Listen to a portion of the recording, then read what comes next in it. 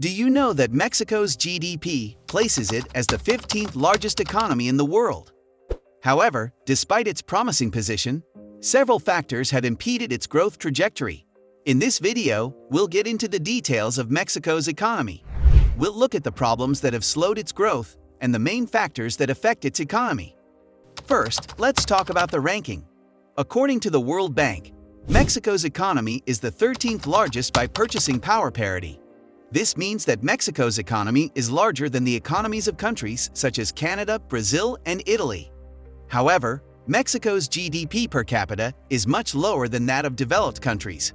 In 2022, Mexico's GDP per capita was $9,946, compared to $63,543 in the United States and $43,144 in Canada.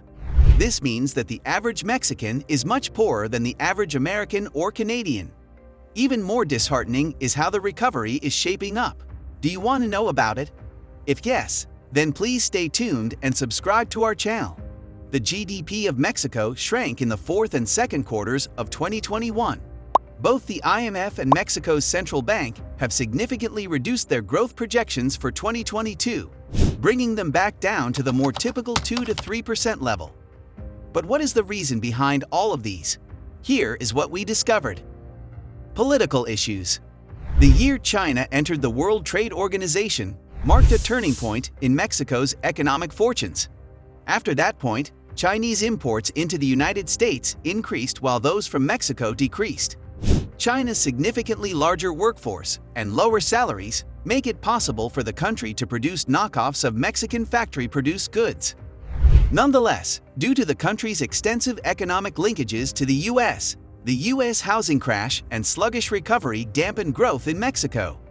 While emerging markets as a whole saw a 2.8% increase in output in 2009, Mexico's GDP fell by 5.3%. Crime and safety issues. What is the first thing that comes to mind when you think about Mexico? Safety issues, right? Foreign investors are often hesitant to invest in countries with high crime rates. This is because they are concerned about the safety of their investments and their employees. Crime also makes it difficult for businesses to operate in a country, as it can lead to theft, vandalism, and other disruptions. Also, tourism is a major source of income for Mexico. However, high crime rates can deter tourists from visiting the country. This is because they are concerned about their safety, especially when traveling to certain parts of the country. Crime can also make it difficult for tourists to enjoy their travels, as they may have to worry about being robbed or assaulted. High levels of inequality. Mexico has one of the world's highest levels of inequality. This means that a privileged few own the bulk of the country's wealth, while the vast majority of citizens struggle to get by with very little. For example, in 2020, the poverty rate in Mexico was 43.9%. This means that over 55 million Mexicans were living in poverty. When a small number of people have a lot of money, it can create resentment and anger among the rest of the population. This can lead to social unrest, such as protests and riots. It can also lead to political instability, such as changes in government or even civil war. Inequality also limits access to quality education and healthcare. Because when people are poor, they often have less access to these essential services. This limits their opportunities in life and makes it difficult for them to contribute to the economy. Finally, inequality can stifle economic growth. When people have less money to spend, businesses have less demand for their goods and services. This can lead to businesses closing and fewer jobs being created.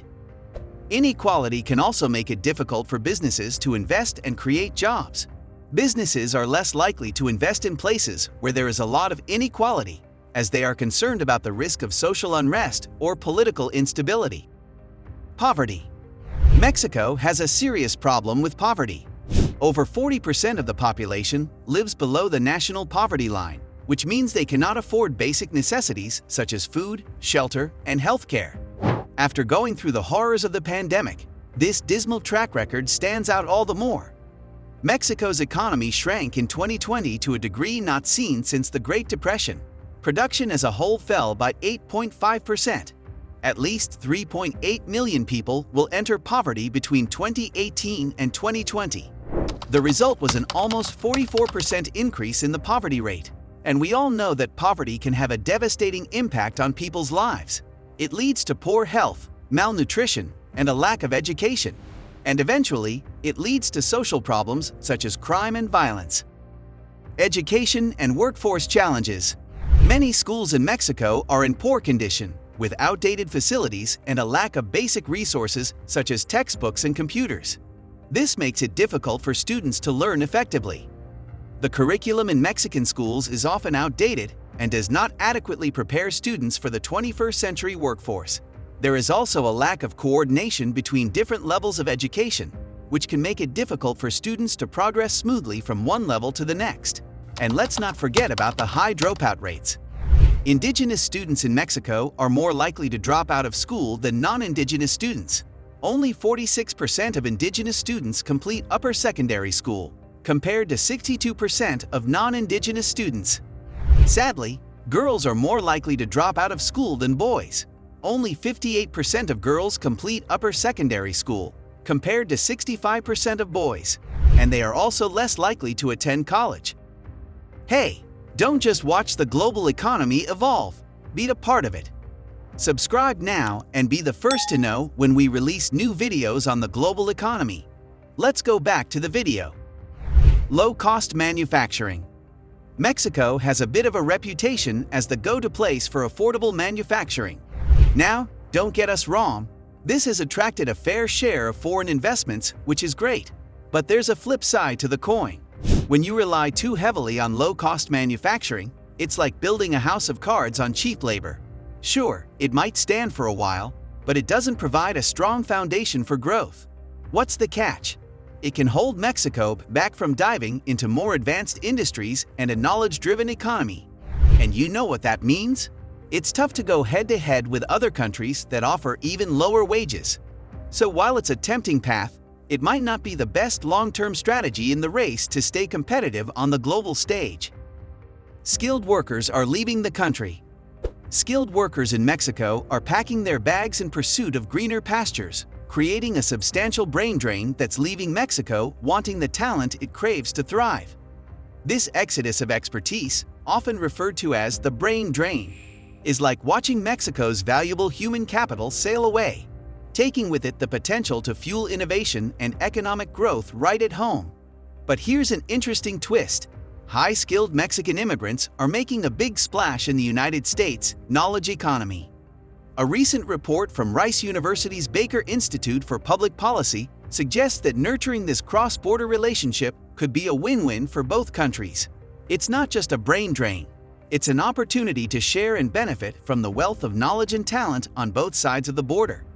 This factor plays a big role in Mexico's economic growth. Foreign direct investment. Mexico has always been a popular location for international direct investment. But lately, there have been hiccups in the supply chain, especially for industries like car manufacturing. However, here's the plot twist. These supply chain issues might just turn into a long-term advantage. Why?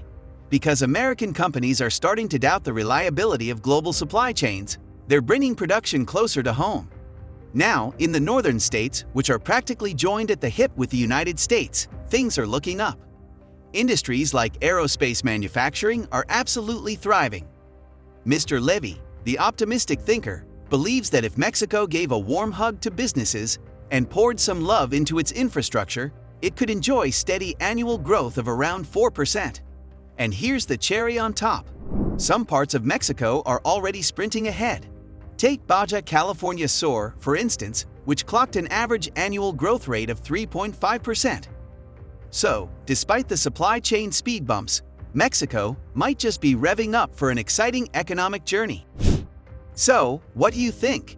Tell us in the comment section. Also, if you enjoyed the content, don't forget to give it a thumbs up and subscribe for more insightful videos like this.